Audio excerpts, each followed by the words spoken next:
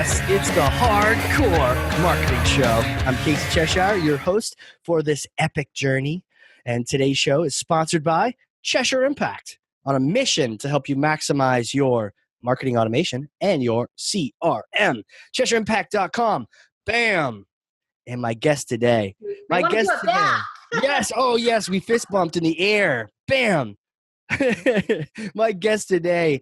You know that feeling you get, ladies and gents out there, when it's a hard winter and you're coming up on spring, and then some groundhog or somebody in Pennsylvania says, nope, not yet. Wait a few more weeks. That's what it's been like. We've had to reschedule this episode many, many times, and I've been looking forward to it so much. Like, please let me put the snowblower away.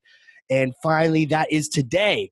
And my guest, amazing founder, CMO of the Marketing Advisory Network, author of this book. I love the title, Unleash Possible, a marketing playbook to drive sales. Boom. And that is awesome. And then also highly sought content marketing speaker, just spoke at the content marketing conference. Ladies and gentlemen, Samantha Stone, welcome. Oh my goodness, it's so great to finally be here. You would think that this wouldn't be so challenging with power outages and snowstorms. Oh, I know. I'm grateful we're finally together and really excited to talk today. Totally. And I just reminded myself 5 minutes before we started, we're like right next door almost as the crow flies. Yeah, so, next time we're doing this in the same room. In the same room. You bring your mic, I'll bring mine. Yeah, I'll bring the coffee. We'll just do this. I love it. Well, let me remind everyone the theme for this month, and at least the theme for the month when we were supposed to talk, but really one of the key steps in this, the CSI, the Cheshire Success Index, this maturity roadmap for how to really maximize marketing automation. We find a lot of people just blasting emails, batching and blasting, writing content for their own sake that no one wants to read. It's just not working. So we created this little roadmap. And one thing is like get to know your buyer. The next thing is like set up your tracking so you know it's working. And eventually we came upon now it's time to do content marketing and content. And there's a lot of myths out there. There's a lot of bad strategy. Everyone's like, do it this way, do it that way, publish daily. There's all sorts of craziness things out there. Would you like to just here's Thor's hammer. Would you like to just smash some myths right at the start here? Yeah, I'm coming off of watching the Avengers movie a couple of days ago. So I completely want to grab that and smash away. And this will be a spoiler-free discussion, I promise. Okay. So I think there's two myths that are really actually dangerous and counterproductive. So not only are they not true, I actually think they force behavior that doesn't align, particularly for people who are selling complex products and services to mostly other businesses, but most of the people listening, right? So the first one is that humans have a small attention span. And that is just a fundamentally not true statement. If humans didn't have an attention span, we wouldn't watch a movie, we'd never read a book, we wouldn't sit through a keynote presentation, we'd never wait in line to go into our favorite hotspot restaurant, right? Totally. We wouldn't go to an Apple store 4 days before they open to get the first new version of the iPhone or those tickets, right? It's that people have a short attention span when we are not being relevant for them or we interrupt them. Yes. And so because we confuse those two things, people are afraid to create meaty, deep content. And meaty, deep content is often what we need to change the way someone thinks about something. And that's ultimately what we're trying to do. Now, that doesn't mean meaty, deep content is boring or, has to be a textbook.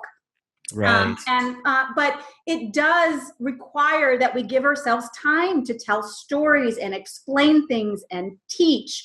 And we have to do that. So that's, one of the two biggest myths that I think really create a challenge for marketers of all kinds. That's such a cool point because I think I get a lot of flack sometimes or a lot of teasing that my attention span, or even marketers ourselves are like squirrels or the dog that goes like squirrel, Yeah, like, exactly. hey, let's talk about ABM, squirrel, we're just all about the next thing. But you know what? If it's not interesting, It's almost like, to me, that's like my mind is judging to what you just said. It's not relevant.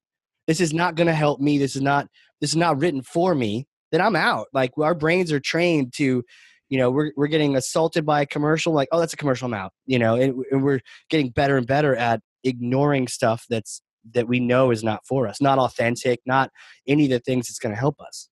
Yeah, so we do, the part about attention spans that's true is we have a short amount of time to catch your attention and get permission for you to stay engaged with me. I like that. Right? Yeah. And that is true.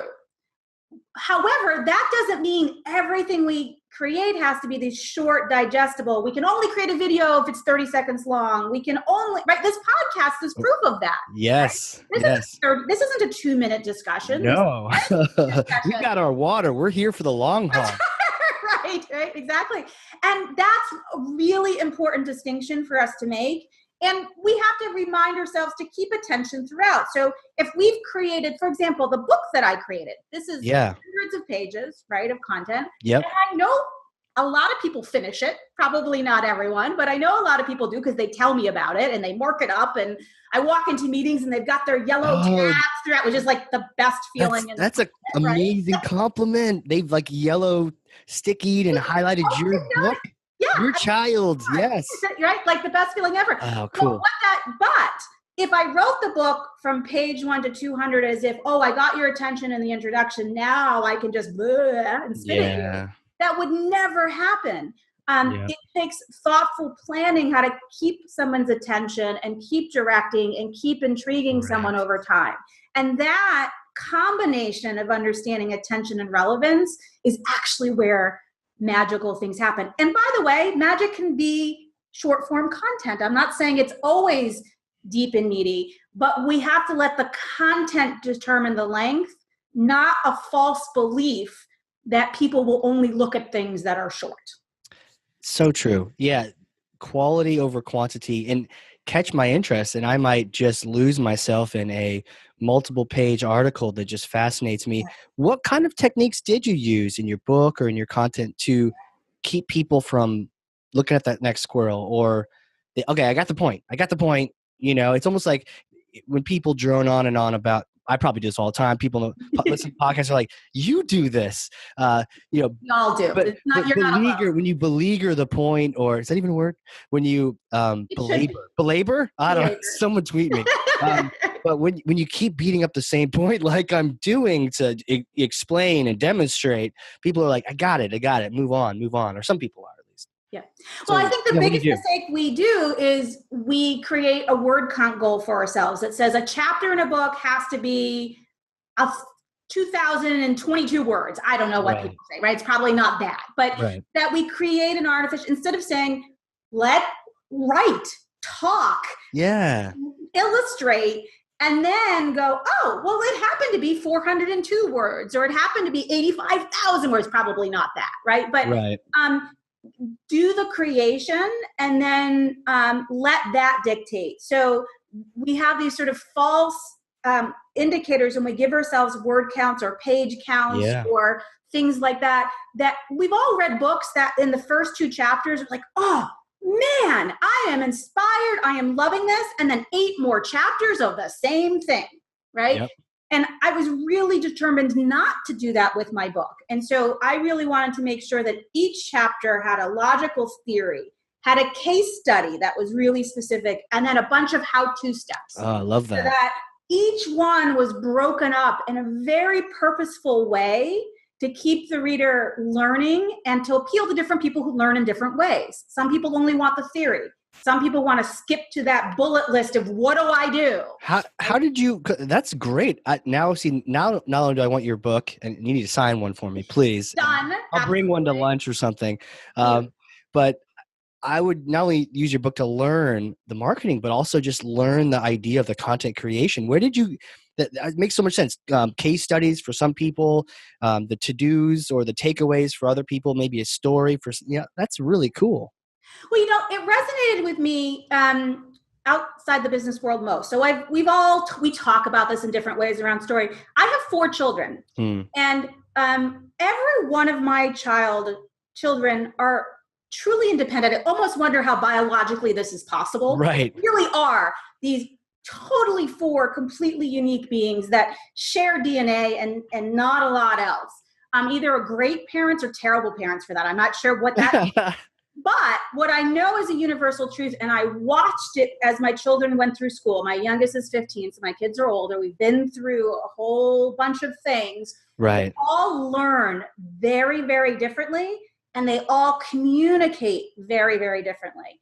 And when I started thinking about what I was doing as a parent to support them, all of a sudden it dawned on me one day when I was in a meeting, I'm like, that person's Derek and that person's Nikki and that person's right.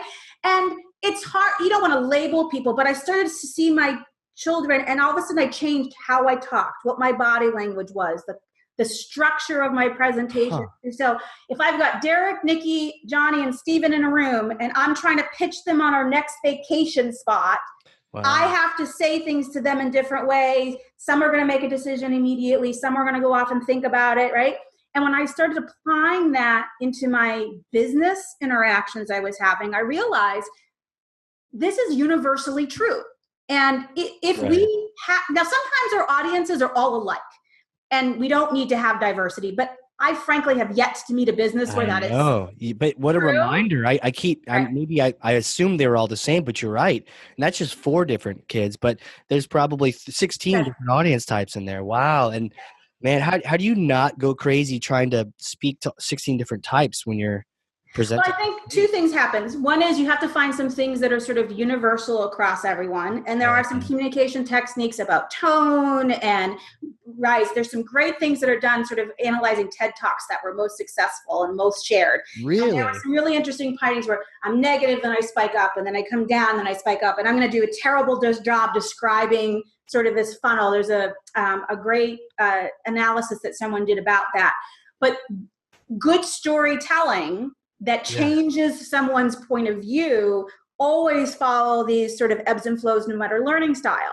So you incorporate some of that, and then you try and understand your audience, and you recognize if I try and appeal to the entire world, which is what a lot of our brands do. That's what we try to do. I will be not compelling to anyone.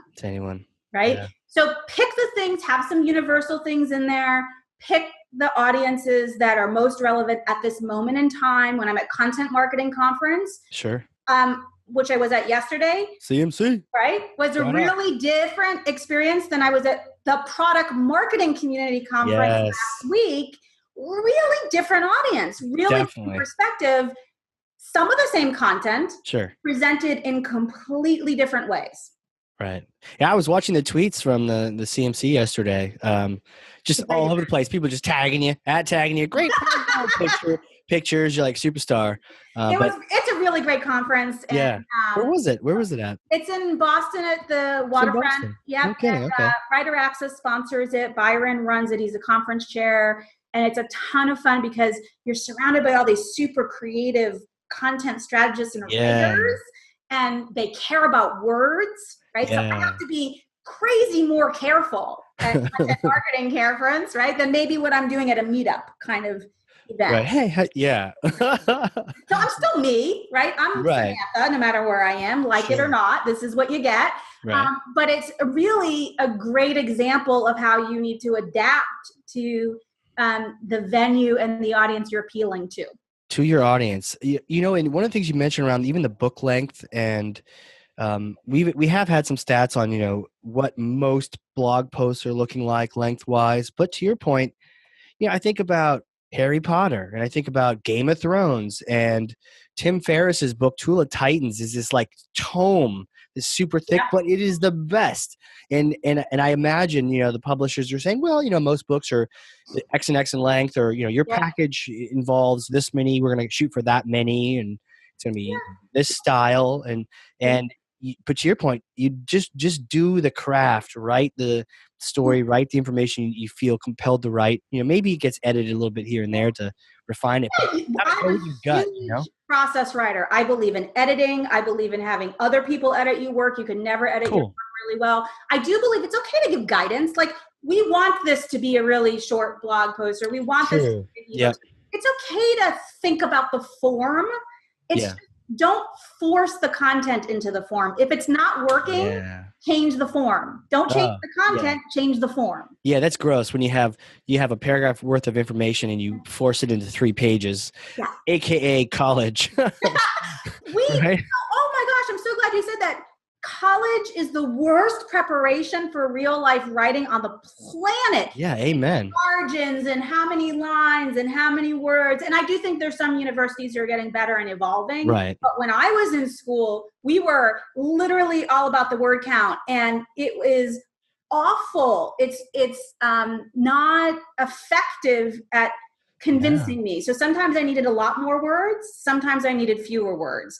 And being just as I needed the work to tell the story, and that's really hard. So there's value in guidelines. Nobody's going to give it up completely. Right. But don't force fit it. If it's not working, change your format.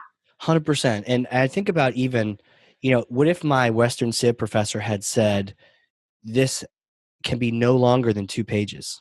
Convince me this argument in 2 pages. Man, you would have written 4, and the real work would be, what is key here? What do I want to keep?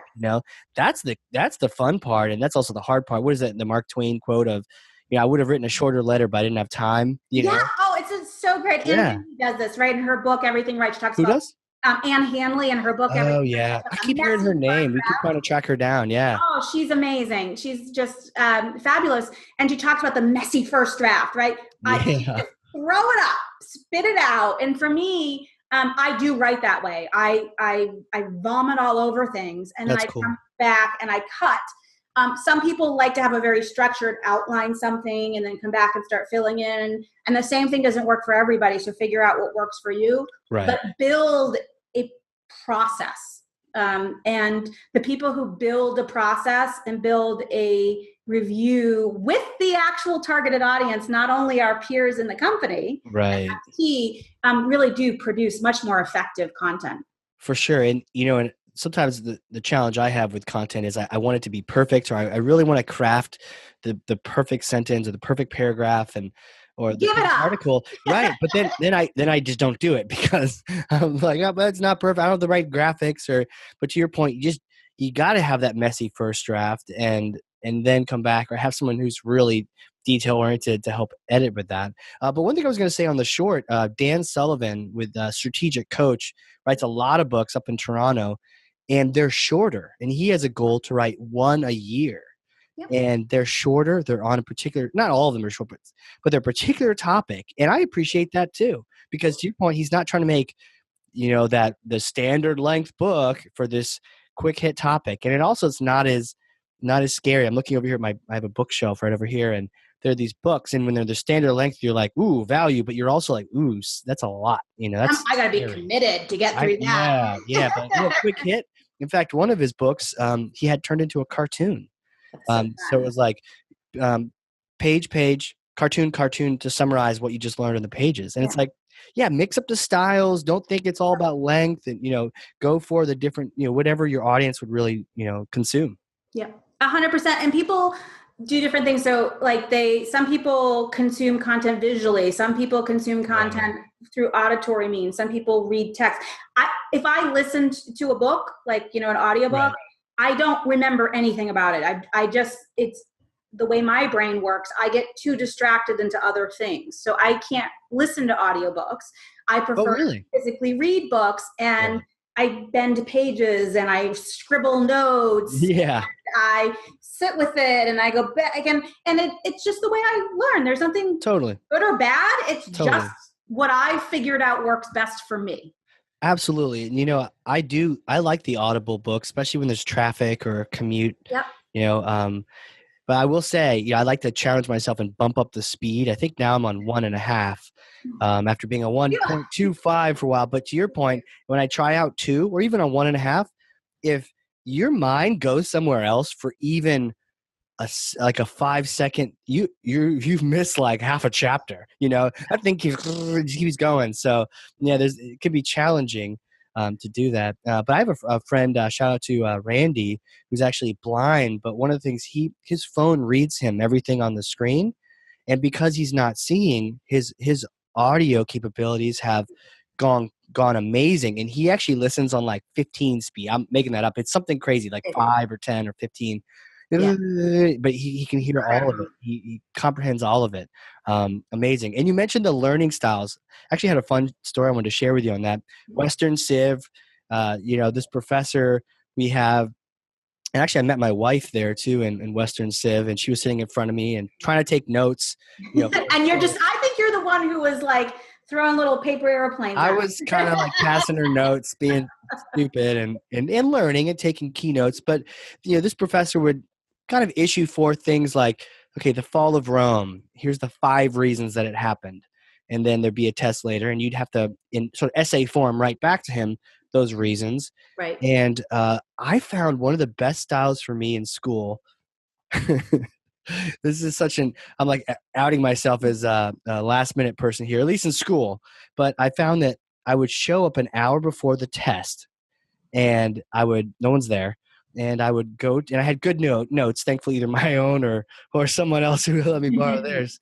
And I'd go to the front of the class, and I would teach an imaginary class all the questions on the test. And I would write on the board the answers as the class would say it. So I'd say, okay, class, what are the 5 reasons for the fall of Rome? Samantha, they consumed more than they made.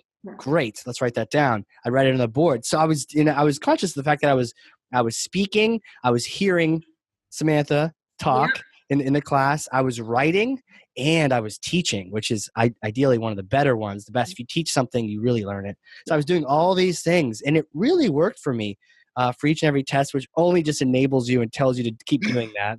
So, but that's okay. That. If that's what worked. Totally. I am, and look at this. I'm guessing you didn't take this class last week. It's probably a while ago. So if my assumption is correct, you're still thinking about it and talking about it, right? So you may not remember the 5 things, but of Rome specifically, if all right. Yeah. But you remember how that class made you feel. You remember, you probably know where to get the answer to that question, right? All of that. They had in this one test, and this was kind of like the tipping point for it.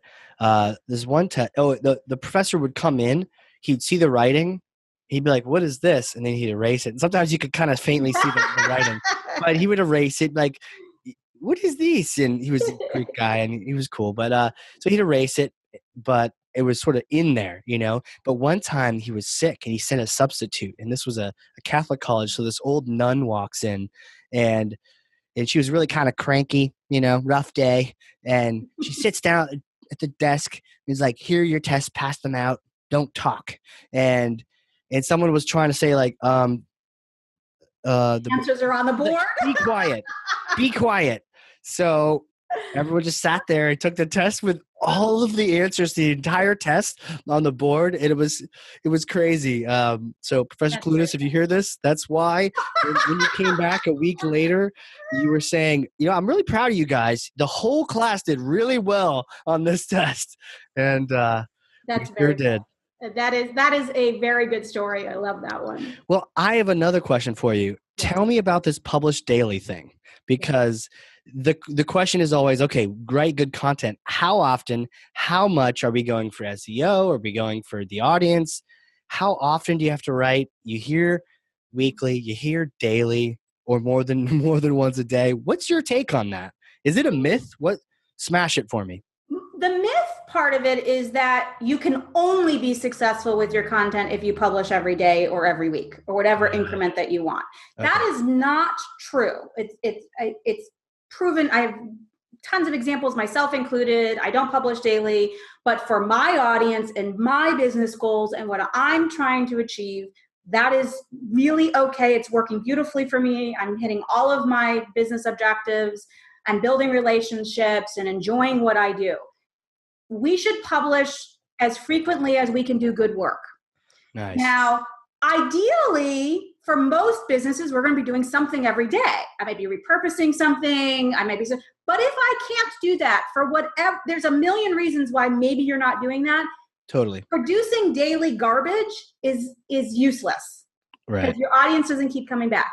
So for me, it's you want consistency. Yeah. And whatever that means for you, maybe that's a monthly article that you just have people drooling over. Maybe it's a newsletter you send once a week. Maybe it's a daily podcast that you produce. What's important is that you're consistent with when you communicate to your audience, and you set that cadence and they expect it and you honor it. Now, you do see some level of volume. If you were to tell me I'm going to write once a year and never do anything else, I can safely tell you that's a bad strategy. Right. But I may write a book only once, right? So I wrote a book. 2 weeks later, I'm still going to conferences and talking about the lessons that are in there. And I'm hosting a podcast series about a lot of the topics that are in there. And I'm writing LinkedIn posts. So you can create a seminal piece of content that represents big ideas and then use that for an extended duration of time. But don't just say, I'm going to publish today, even though what I have I know is not good. Force yourself to create a consistent cadence of quality content. And if you miss a day, it's okay. Like, I give you permission. Samantha Stone gives you permission to skip a day and be okay with the world. And we all do that. But be consistent, right, with whatever that cadence is that you create. Right. It sounds like the consistency is a means to the ends. It's not the ends. So if that's your goal, you might end up putting out garbage when you're not feeling it or you don't have anything. So the goal is what? The goal is providing real value, and the means is being consistent about it. That makes a lot of sense. And understand the world as a context by which you're producing the content. So what does your audience need? What is the kind of content I'm sharing? What are the people who I'm competing for attention against? What are they doing? How am I going to separate myself from that? And take all of that into account, figure out what that schedule and cadence should be, and be consistent with it. Excuse me, I have a little tickle in my throat. So that's what's deeply important. And even if you have a cadence, if, life gets in the way, work gets in the way, and it happens all the time, well, that's a problem. Right. But if it happens, occasionally, and you produce something, and I record my daily video for LinkedIn, and I look at it and I'm like, oh, do you do that? Awful. I don't. I choose not to do that, but there are a lot of people who do, right? Oh, yeah. Right? If you're off on that day for whatever reason, and I'm not talking about you got a bad hair day. Who cares about that, right? But if your content is off. I'm good there. You got it nice and simple, right? Yeah. Then you want to make sure to not again, don't force the form. Do the good work that produces valuable things that people are going to care about and are going to change the way somebody thinks about something, or have them take an action of some kind. That's cool. I like it. I think, when you mentioned the daily video, I think Dave at Drift, he's on LinkedIn, just left and right, just, hey, what's up, guys? Super authentic. And shout out to Dave. There's some great stuff. Keenan does some really wonderful work on sales enablement. And I think I don't know that I watch it every day, but I think he does something daily. But he's consistent and his content is high quality. I don't always agree with his opinion, but he has a meaningful point. He has a story to tell. He structures in a way that makes sense. Right. So it works. But if you don't have that much to say, then don't take that path. Yeah. Joe, we recently chatted with him. He's marketing down in New York City, Joe Applebaum. And he does this morning thing, like 6 a.m. on Facebook Live. He only does it for a few minutes, though. So he gets on there, talks about something that's really important to him, and he hops off. It's kind of like a little morning Java shot. But to your point, it's not like a 1 hour long diatribe. He's just, sharing a thought and keeping it consistent, but it's still quality. And he gets off before it gets, on and on and on. So tell me about your podcast. Now, I think you told me you just finished taping yours right before mine. So you're warmed up. I am warmed up. The vocals are ready. I'm raring to go. It's fun to be the host and then the guest. It's a very different experience. So it's fun. So I'm just launching a podcast for the first time, and this is my belief in being uncomfortable and trying new things. Totally. And when I say uncomfortable, I'm super comfortable with the content. I love talking with folks, but I've never hosted a podcast before. I've hosted some video series.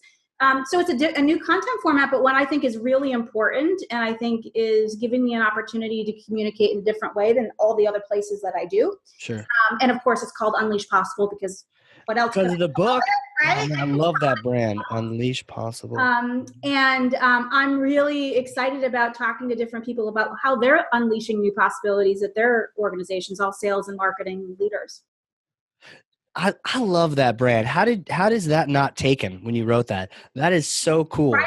I actually had the brand long before the book. So when I launched the Marketing Advisory Network, Unleash Possible was sort of my tagline. Right. And I could not believe that unleashpossible.com was not taken. Like, seriously, I was in shock. .com was not taken. Was not taken. How is that possible, right? So what I have done is I threw all these words on a board, and I did for myself what I do for clients around messaging, and I came up with these ideas, and I started plugging URLs in, and half of them were taken, and making words. And when this one became available, I'm like, done. I didn't even know what I was doing with it. I was just buying it, right? So I spent $12 on GoDaddy, and I secured the URL, and I said, okay, now what am I going to do with it? But I fell in love. I thought it perfectly described my approach to business and in some ways to life. And so I used it in my business. And then when I went to write the book, I had a different name for the book. The book was going to be called something different and frankly, something awful that no one would have understood until they read the book. Do you have like other titles you remember that you were? Oh, it was going to be Catching Turtles. So there's a chapter in the book called Catching Turtles, which that's a cool chapter name. Right? Yeah. And it's a story. It's relevant. But the problem calling it that for the book was it didn't tell you what the book was about unless you'd read the story already. So, but up until cover design about 6 weeks before publication, it was going to be called Catching Turtles. And, and then I had this moment like, why am I not calling it what it is, which is Unleash Possible? Right. And so changed it, and I'm very glad that I did what I tell people to do, and we tested messaging and did all that stuff. And I think that's a much better reflection of what the book's about. And you had that brand. You don't just want to bury that, in a basket. You have it, so use it. Yeah. Yeah. That's awesome. It reminds me of the little bit of the hardcore marketing, spelled, I always say like spelled Marine Corps, not like the Earth Corps, yes. I'm sure Google will figure that out in Google search at some point. Sometime. So what's your podcast about? Unleash Possible. So it's very much like the book where, but instead of it just being me, I interview a guest each episode, and we talk about a very specific topic, and we talk real practical, what did you do and what didn't work and what did work. And that, again, I don't subscribe to a length. I don't say these have to be 15 minutes long or these are 5 minutes long or 30 minutes, but the intention and spirit is they're going to be sort of roughly 15, 20 minutes of discussion with someone on a topic. To get some perspective in addition to mine. And I get to talk with these really smart people who are have different experiences than mine, and we get to talk through stuff. And I've just been loving so far, and interviewed Brian Cardone from Fuse this morning. Oh, cool. And he was a wonderful guest. And we talked, in that case, all about how to pick target accounts in an ABM model. And we talk about their real world experience. This isn't theory. This is not the theory stuff. And theory's good. Don't get me wrong. I have a degree in economics. I like theory. But this podcast is about not theory. It's about how an individual or a company did something or tried and failed and what they learned along the way. That's cool. And then the length is based on the information you're trying to get across or the story that's being told. That's really cool. Is it out there yet now, or because you first just taped, you got to do some post-production probably? The first episode will be out in a few days. So cool. You are in on the ground floor of unveiling. I'm like Twitter user number 12 now. That's right. By the way, I'm 14 million, but it's like a moment of pride for me that I was amongst the first 14 million people on Twitter. Right. They did send out that. When did they send out? I don't remember what the number was, but I was some number. And at the time, I'm like, wow, I feel really great. I think I was the first million or something, or first 10 million. And I'm like, that's amazing. And I thought about it. I thought, that's really not amazing. And yet I shared that number like with with something like on my Facebook page, and like I'm thinking, wow, brilliant marketing by them, right? Like Yeah. they get all these people to pay attention to how early did I adopt it, Yeah. and kind of do some bragging, probably not Little warranted humble brag, bragging, little right? hashtag humble brag. Yeah. Right? But they tapped into that emotion of Yeah. understanding their audience of you were, and in the big schemes were in the forefront, right? So a million or 10 million sounds like a big number, but if you look at what it is in Yeah, the it's what, like today, 300, 400.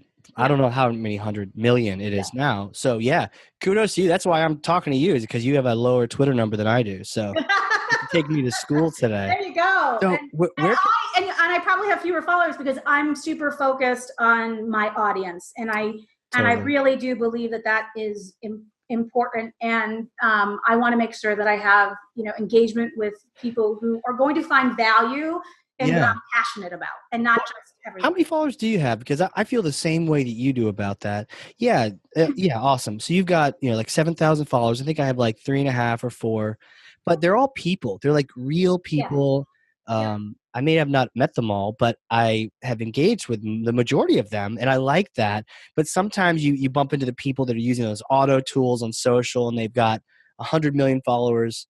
Now, if one day I use that, people are going to come back to this episode and be like, "See," but I think those tools, by the way, I'll be fully disclosed. I think I've used some of those tools, not the ones that pay for followers and attaches, but I've used some tools to help, like Social Quant, to help me find relevant people to connect with. And I have found that to be, but I use it in a very manual way to curate audience that makes sense for me. And that will continue to grow, but I don't give myself an arbitrary goal that says, 10,000 followers is some magic goal, or 2,000 or 500,000. Right. I focus on what is my goal for my personal brand and my business right now, and am I achieving those things? And I let that other stuff follow it. Right. And I work with brands who have millions of followers, and there's nothing wrong with big volume if that's your business. Right. Just do what works for what you're trying to achieve.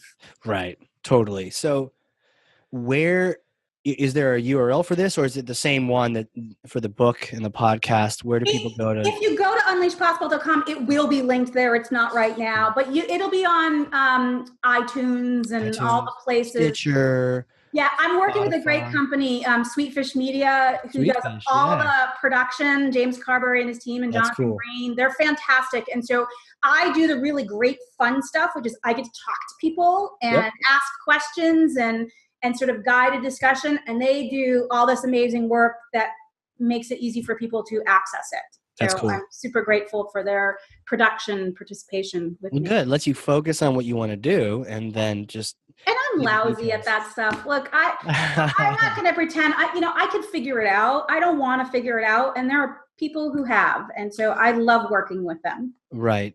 What's your take on B2B versus B2C? Sometimes people do draw the line. Sometimes people don't draw the line. I see mistakes when you do both of those things. The idea of the complex sale. What's your take on all of that, and then how you, maybe wrap content into that? So I think B2C and B2B are sort of misnomers. They're misleading categories, but they serve some purpose. So they sometimes help us, and they do have some meetings. So I'm not anti B2B or anti B2C, but I think it's an incomplete perspective. What I think is the reality is, do I have an impulsive sale or do I have a complex sale? I can be a consumer and have a complex sale. So my son, my 17-year-old, bought a car. It was a complex sale because he's 17 years old. He's never bought a car before. So the insurance company is involved. It's the insurance. His parents are involved. We helped him make that decision, right? He had to decide, what did I want to drive? He actually, in this case, saved the money. So he was the financial buyer, right? But it still was a complex thing that happened over time, and multiple people were involved in that process. Right? So that's a complex sell that's consumer driven. At the same time, there are consumer-driven business decisions. Where I get my office supplies is typically an office manager negotiating with someone, deciding where we're going to get our pens and papers and our Post-its. And they may ask people what they want in the office, but most of us don't engage in evaluating our office supplies first, right? So that's much more consumer-like, even though I'm... So Really the distinction is this a complex product where multiple people are involved in a decision over an extended period of time? Or is this an impulsive decision where a single person is going to decide, and they may do some sense of evaluation. So it may not be impulsive, like I go buy gum at the grocery store as I'm checking out, but a single person decides, they may decide within a short period of times, hours, days, maybe immediately in some cases. And that is actually the important distinction between the two.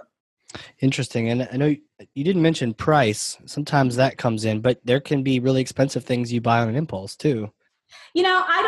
Price is often a leading indicator that it's more complex, but Sure. but it's not only. I know many business decisions, like office supply is actually a great example. Is some people spend $100,000 a year on office supplies. If I work for a really global entity, but it's spend money. Some people spend a little amount of money, but sometimes people negotiate and buy free products, and it takes them 6 months to decide to use the free product. Okay. Sure. Because if it requires a process decision change in the company and multiple people have to be on board with the process decision, even if it is something free or it's $100 a month or $200 a month, the financial isn't the factor. It's how much change in my organization has to happen. That's the factor. So price can be an indicator of where it more likely is going to fall, but it alone, I don't think, tells us if it's going to be a complex sales process or a more intuitive one. Right. And, it makes sense too, the idea of the change that may be reflected in the company, because there was one app exchange vendor who gave us a free version of their app, and it let us do some magical things. And I'm really appreciative of them, but we never quite utilized it as much as we could have, because there's a lot of other process changes that had to happen, and they were still in beta. So it never quite got into our track, And so, and it was free. You're like, here, use this for free. Really appreciated it. That's a good point. The impulsive sale, the complex sale, multiple people, extended period of time. Colleges come into mind with that. I have a son going to RIT, and it was an exhaustive decision that ultimately he made, but we certainly had to participate in that process, right? In many ways. Yeah, you don't necessarily give kids a blank check for college. And that's a huge commitment to them, right? So you want to help them think through the decision, and there's this, what do I want to study? And then there's this sort of, what school feels right to me? And I visited all the campuses that my son considered with him, and it really was his decision. He basically said, okay, what I basically said to my kids is, we're going to go visit a bunch of things. We're both put the list together. We went out, and then I said, okay, what are your top two? Yeah. And he applied to probably 5 or 6 because we're neurotic, and I was like, you're not applying to enough. Go. We did too. Right? So we did all that, and then they came back with decisions from this top 2, and financial did play a part in the decision, although we are very fortunate to have a good income, and it didn't have to be our decision. Right.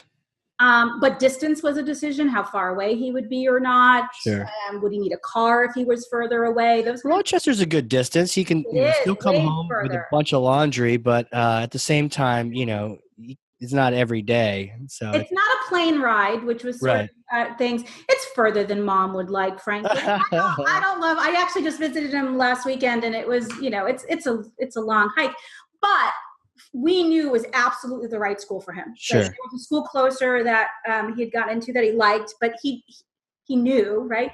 But we talked through it. It wasn't just a decision that got made, and he thought, he was really smart. He thought through a whole bunch of reasons what was going to be the best environment for him.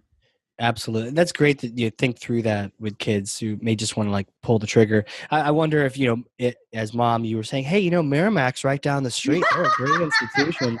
You go there, I can visit you every, day. To be honest, my son was the one who wanted to be closer. He was a little nervous about going further away, but I knew RIT was the right school for him. So in fact, as much as I didn't want him to be far away, I actually pushed him a little bit because I could tell it was his anxiety holding him back, as opposed to it being the right place for him. And, he's really happy he made that decision. But in this case, the roles were reversed a little bit. And it was my job to push him outside his comfort.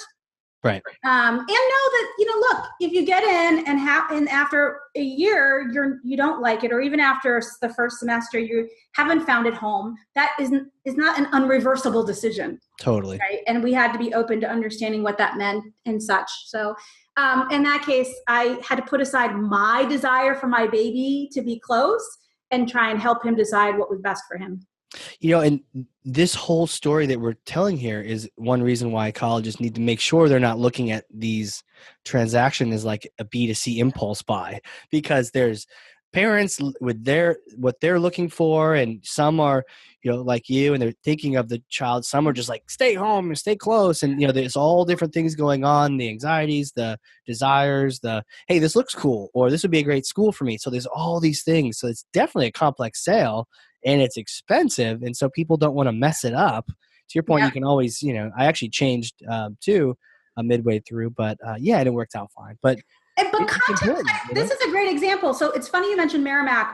My 17-year-old is a junior in high school, so we've started to look at schools for him. He's a very different student than my other son, very different interest in what he wants to study, and Merrimack was the school that we went to, one of the few we've already been to.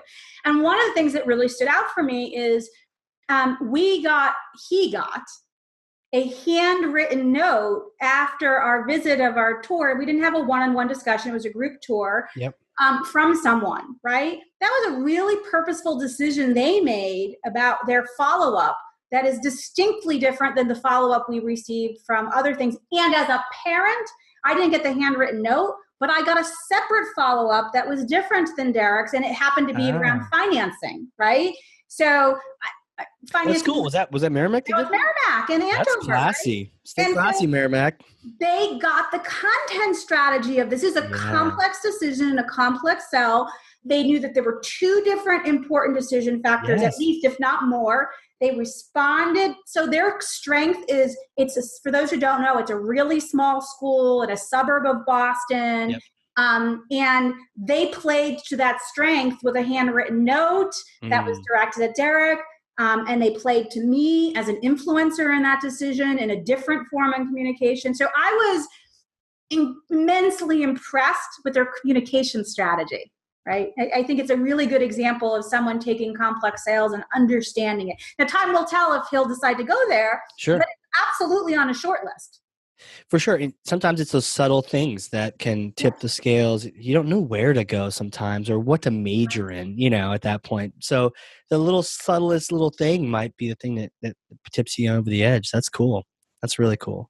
So who are you? We've talked a little bit. You're a mom of 4. You're speaking at conferences. You've got a book. You're just doing a podcast now. How did you become you? Who are you? Take us back. Yeah. You might regret that. You mentioned that, and I'm okay with it. I mean, I got gigabytes of storage here. Let's go. Yeah. I'll give you the short tale of it. So sure. I was up until 4 or 5 years old, didn't talk to anybody who wasn't in my immediate family, and I'm sort of not exaggerating. I was the shyest person on the planet. Wow. People would come over, and particularly men for some reason. I never had a tragic incident. There was no reason that happened, but we would have very good family friends come over, and I would we always joke about this one gentleman, Ronnie. Ronnie would come over and Samantha would go hide in the closet, and he was the nicest man on the planet. And to this day, I adore him. Right. Right. But I had this really irrational fear and lack of confidence. But lived in Connecticut. My parents hoisted us out of the country, and my parents were educators. We moved around, and we lived in Greece, and we lived in West Africa, and we lived in Asia. Somewhere along the line, I stopped being terrified of other people. I can't tell you the moment that happened. They traveled it out of you. I think. And so I spent my youth traveling. I knew when I wanted to go to college that I would come back to New England. That was as much of a home base as I had. That's where my extended family was from. So I went to a small liberal arts college in Connecticut called Trinity. And they don't have a business degree, which is what I wanted to do. So I studied economics And I also ran the writing. Didn't run the writing center, but I was one of the student people who ran the writing center. And I loved it. And I was super analytical, and I loved research. And I graduated college, and I was going to change the world. Yes. I was going to be a public policy researcher. There was a very big problem with that. Public policy research takes years to do and more years to convince anybody to implement. Sure. I'm the most impatient person on the planet. Not a good fit. No. So I decided I wanted to move to Boston. I got a job doing door-to-door sales and a hotel room. What'd you sell? I sold restaurant coupons. I sold the heck out of restaurant coupons. Hell yeah. I was 100% commission-based. I would be dropped off in a strange neighborhood, and I would knock on doors, and I would either eat McDonald's that night or go to the grocery store, right? It was like depending on what I made. So I did all of that and did that for a while. It got me close to Boston, but realized that it was getting cold. It was sort of like fall time. I don't want to be dropped off in a strange neighborhood and knock on strangers' doors anymore. I better do something. So I applied to grad school to get a master's, got accepted, called my dad and said, Dad, here's how much tuition is. And he lived in East Africa at the time. And you could literally hear like my house shake with his laughter. Like, really? You're so funny. You're an adult now. I'm not paying for tuition. I paid for undergrad. Good luck, honey. Right. And so I was like, oh, what am I going to do? So I stalled and I said, all right, I'm going to save up enough money to go to Kenya, live with my dad, and then I'm going to guilt him into paying for grad school. That was my plan.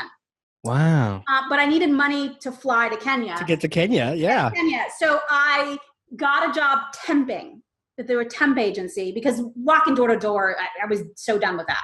Yeah. So I got this job temping. It ended up being for this hot tech company. It was an amazing experience. They ended up offering me a full-time job, and I won't go into like all the gory details, but fell in love, started my real career in channel sales. What company was that? It was PowerSoft, which if you are my age, you may remember. It was a developer GUI tool. They ended up getting acquired by Sybase, but was run by some amazing people, John Gannon and Dave Litwack, Mitchell Kurtzman. Shout out. Tech space. Those are names, sort of legends they might know. Legends. So my first experience was with this amazing company that was bursting at the seams, and I was there too late to make any money on that ride. Right. But I loved it, and I fell in love with technology, did channel sales for a long time, and then a few years later complained about marketing, and somebody said, great, here you go, and transitioned into marketing.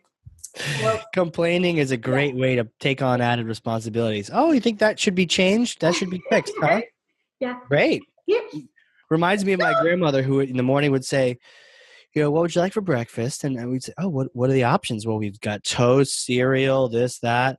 Oh, toast, please. Great. The bread's right over there. Right? Hey. And I didn't just complain. I also was producing things on my own that I needed that I wasn't getting. So people had seen, and I do think that's an important part of this, right? I could whine all I wanted. Nobody would care. Right. But I was constructively whining and doing things on the side that demonstrated I had some value. And because I hadn't been trained in marketing, and because I had a sales background and a background in analytics and economics, I had a different perspective. And I transitioned and I learned two things. One is that was my love, and that's where I spent the balance of my career. And it was much harder than I thought it was going to be. Right. And it ended up being the right place. So a lot of happy accidents got me to my career. And along the way, I met my husband, and we got married and had a bunch of kids that, I'd love to tell you were perfectly planned out and rational. That's not true. I'd be lying. You don't have like the perfect age gaps between them all. That's always the thing you try to think about. Right? You're like, let me try to coordinate this. And biology gets in the way of all of those absolutely. Things. Right? So, have a wonderful home here. Have a second home. I was telling you, I just got a lake house. We had a house in the mountain that we sold, and we're now on a lake. And lakes are awesome. I'm super spoiled. I truly love my work. Like I love my work. I love my balance. I love my business. I love my clients. Not all the time. Not kid ourselves. But I do. No, I'm really lucky. I do some incredible things with some incredible companies, and I feel grateful to be able to do that. And I do think that gratitude is why I've been able to run this consulting practice for over 6 years now, with predictability and consistency and success. What do you do in your practice? What kind of? So we do all kinds of, so there's sort of 3 chunks. We do what I call sort of go to market. So message testing and positioning, win-loss analysis, market research, persona development, Cool. All those kinds of things, customer voice scenarios. I love that stuff. Testing. Yeah. A chunk around content strategy and content development. Okay. And then there's a third of the practice that is really more about sales and marketing alignment. So often working with the company to make sure that we're got the right metrics in place. Sometimes it'll be around a launch of a new product or service and running that launch on their behalf, or at least coaching through that. And so those, sort of 3 things. And, and I do speak and things, but that's not my job. Right? I do that because I love it and I get to go out there and I hope I have things of value to share. My job is helping be a revenue catalyst for companies. That's what I get paid to do. Love it. Revenue catalyst. Awesome. Isn't that fun to say? Like, yeah. You don't have that domain, do you? I had it at one point and did nothing with it. So I actually gave that one up. Yeah. I've got revenue optimization. Oh, it's a good one. I like it. Yeah. Just the idea of optimizing that whole process to generate revenue. Awesome. Well, this has been really cool. Hey, you have any events coming up that you're speaking at or that you're going to? So I know you just finished one. Yeah. So I'm actually, no, not ever. I'm really excited. I'm actually going to the American Marketing Association in Virginia and doing a presentation on artificial intelligence and how that's going to change marketing conversations. Oh, wow. I'm really excited. I'm going to be out at Marketing Profs in November on the West Coast, doing a workshop on marketing strategy and a session on artificial intelligence, which I'm super excited about. I run an account-based marketing meetup here in the Boston area. Cool. Is that the funnel one? Flip My Funnel. Exactly. Oh, you run the Flip My Funnel. Yes. Shout out to Flip My Funnel. That I guide and facilitate, and the meetup group runs it. But the reality is, I do all the stuff behind the scenes that needs to get done. That's awesome. Yeah, I'm a huge fan. Flip My Funnel is a great crew. They do cool conferences. Shout out to Sangram and all the folks and Nikki and all. That's cool. It's going to be fantastic. They're having their national conference in Boston, as you may know. Yeah. I'm going to be part of Family Feud. We've got sales versus marketing on. Oh, I love it. Hines is running it. I'm super excited. He's our Steve Harvey. Yep. Oh gosh. Feud. Yeah, totally.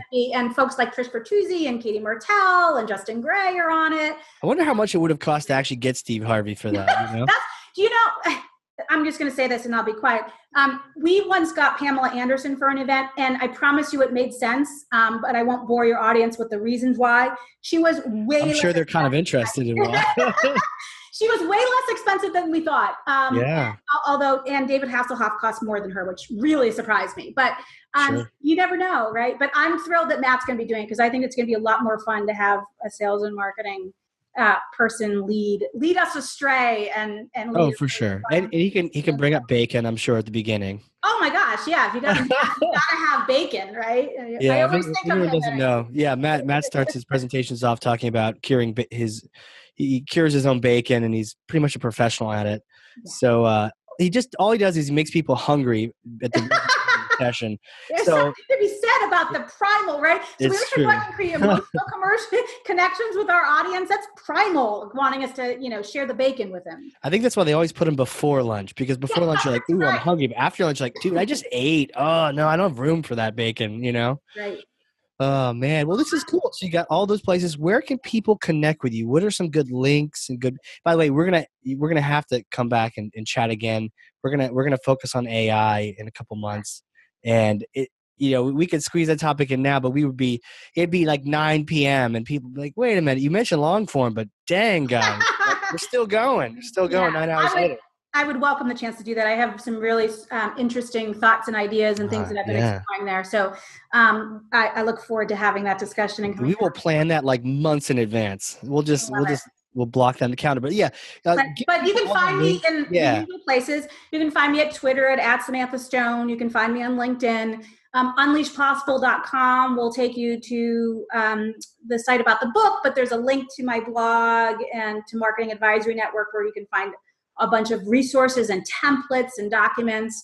email me, samantha.stone@marketingadvisorynetwork.com. And I know that is a mouthful. Throwing out the email on a podcast. I know. You're so brave. Oh, you are so crazy. I'm Why not? happy to, you know what? Contact me, ask questions, give me feedback. I really sincerely do my very best to respond to everyone.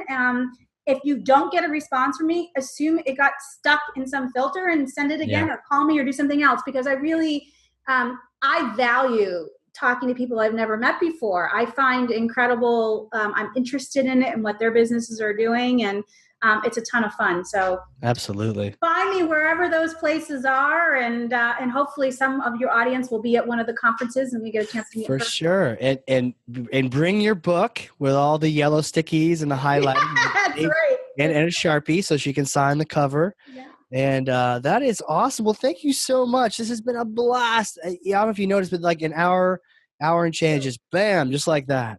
Yeah. When you're having fun, it doesn't even feel like you're doing it, you know?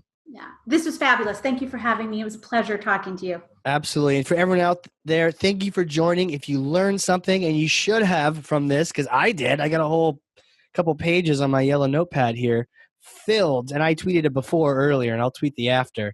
But all these pages filled. If you learned something here, share this episode with someone else. You know, someone who might be under the gun to do content daily, and they sort of need that answer that we just talked about. Mm-hmm. So share this with someone else, and we'll catch you all later. This has been the Hardcore Marketing Show. We'll see you next time.